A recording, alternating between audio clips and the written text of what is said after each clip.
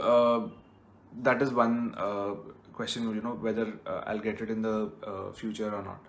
Another query commonly people ask is, do you can it transmit to my genetically, can it transmit to my uh, children? So there is no definite data to show to accurately predict who will transmit to how much is the chance for transmitting to your children. But as I said, most vitiligo patients marry and they have healthy children with no real transmission of vitiligo. So it's not really a concern, because we get a lot of patients who ask before getting, especially in arranged marriages, if this should be like a sort of a deal breaker. But really it's not a deal breaker, and patients, I mean, those who have gotten married, they've had no issues with their kids. Most people, I would say, have absolutely no, they have not transmitted the illness in any form. I mean, the condition, I would say, not even illness, would have not transmitted the condition in any form. And uh, so this is what this is some information about vitiligo. And mainly one thing I wanted to add is, patients, why are we having this whole discussion, is the amount of stress vitiligo causes, mental stress that the condition causes to a person. Okay, vitiligo by itself is not very I mean, it doesn't really affect the functioning of an individual, but the amount of mental stress that it causes is something that uh, the you know that is something that is out of proportion to the disability caused by the illness, really the physical disability caused by the illness. So we have whenever children get vitiligo, like in small, like toddlers, infants and small children, when they get vitiligo, so a lot of the times they are asked in class, like, why, what is this white patch, what is, and that leads to a lot of anxiety. So I feel sensitization towards this condition is very important. We need to talk about this. All of that needs to start right from school. Okay, we need to have teachers and educators who talk about this right from school, because you're like very likely to have some statistically about the disease prevalence is close to like 1% or slightly less than 1%. And you're likely to encounter someone who has vitiligo in their in your day-to-day life. So it's very important that you need to be sensitive and well informed about this condition, and not make a person feel uncomfortable about his condition. It's just very bad manners to ask something, what is this white spot, or what is this on your skin. So it's very important that you keep yourself informed and educated about this condition, and not make it embarrassing and awkward for a person who has this condition. And I feel that starts from childhood, right in school, where you can educate your child about if any such children have this, and you can educate your child about the condition, and some sensitivity, instill some sort of sensitivity towards anyone who has this condition. And so society, my advice to society is, do not discriminate people based on this condition, because really it does not affect the physical functioning of an individual. And to people who have this condition, there are really great role models that you can look up to, because there are some very prominent people in various industries who have this condition, and who are living with it without any issues. It's a matter of perception. If you change your perception towards the illness, people around you will not bother you, they will not. So it is not something that should get you down, and you should know that it does not affect your physical functioning. So and another thing is, for people who have one option for people while they are undergoing treatment is the use of camouflage creams. Okay, you can use some creams. There are various companies that provide these excellent camouflage creams, which help cover up the patches, and make you a little less conscious. Okay, so in very obvious areas such as the face and neck, you can use some camouflage creams to cover the patches. So as I said, so with every year, the whole one thing I'm noticing is, with every year, the misinformation and sort of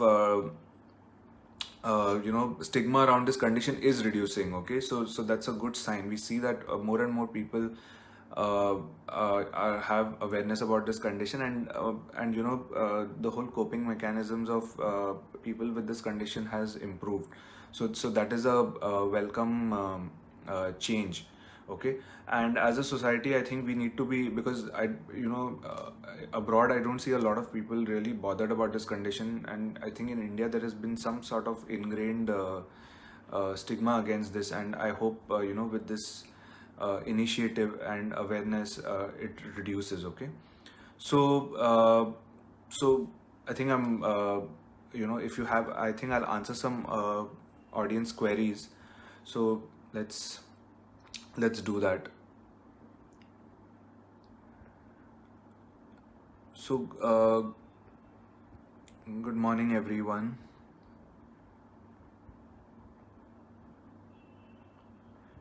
Hey, Kiran.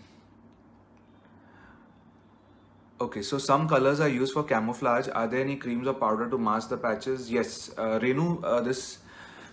So there are many companies that provide. You can ask your dermatologist, if they can recommend you certain creams and companies. Also, commercial brands are available. I think there are different. There's Derma Color and there is Cryolan. So there are different brands which provide colors for camouflage. Even a simple BB cream with a good coverage can cover up patches. But the advantage with the camouflage creams and powders are that you get a variety of shades. In India, we have many. Our skin color range is quite large, so you can get something suited to your skin type.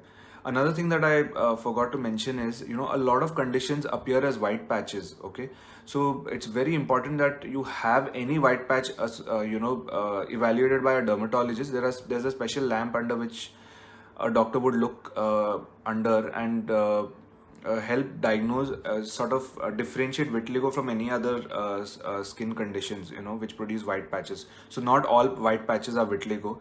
It's very important that you get an accurate diagnosis, for which you need to see a dermatologist.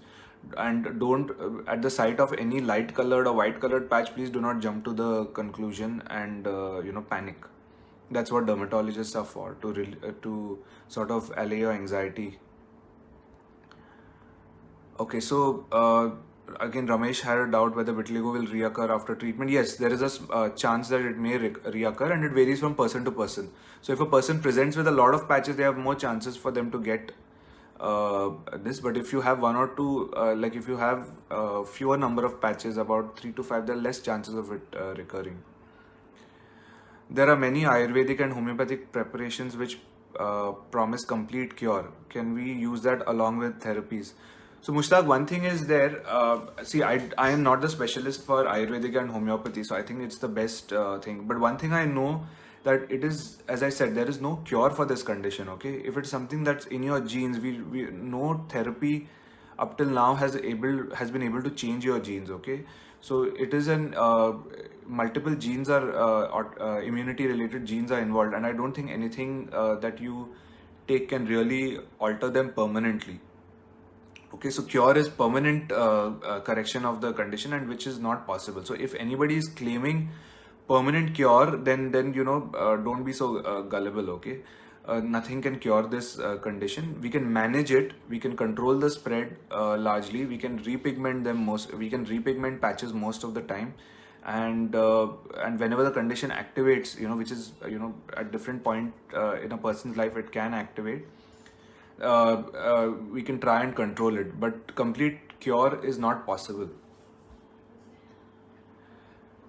Madhusudanan has a question. Any particular age, doctor, when this spread will stop?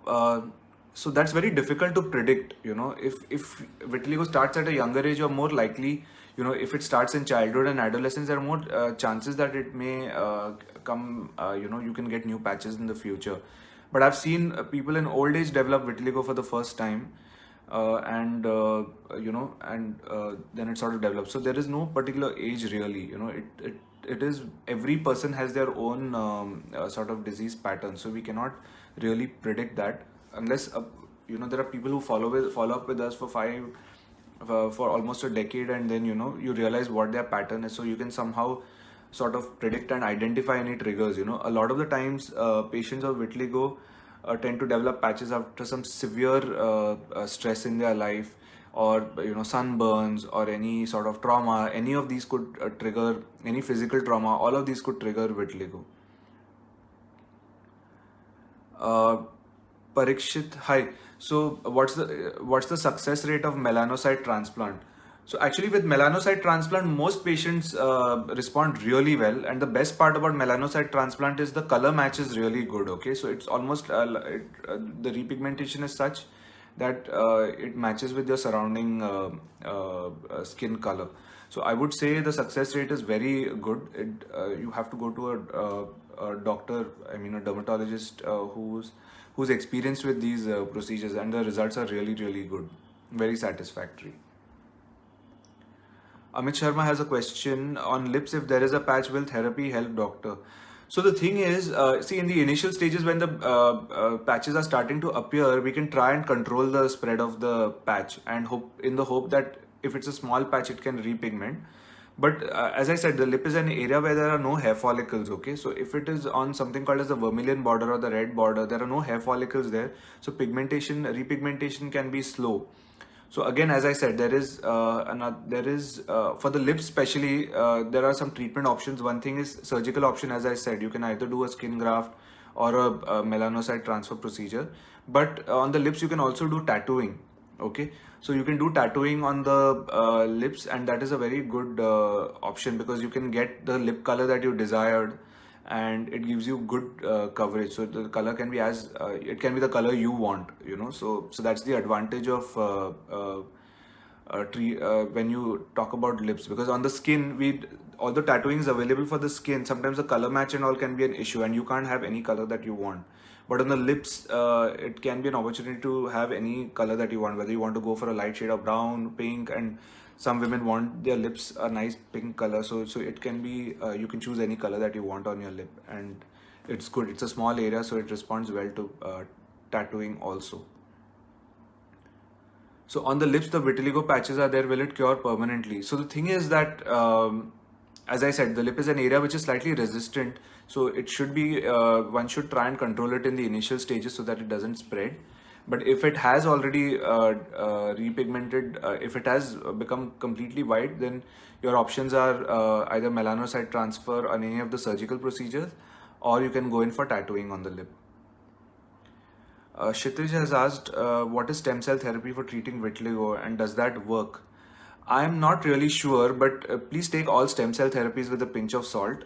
Stem cell therapies cannot be produced in a vial and kept on your shelf. Stem cells are frozen, have to be kept at very low temperature. So the actual stem cells, genuine stem cells, are something that are kept, have to be preserved. So there is no such, as far as I am aware, there is no such therapy. So don't fall for any such claims. So, doctor, if the parents have vitiligo, what is the probability of the children getting vitiligo?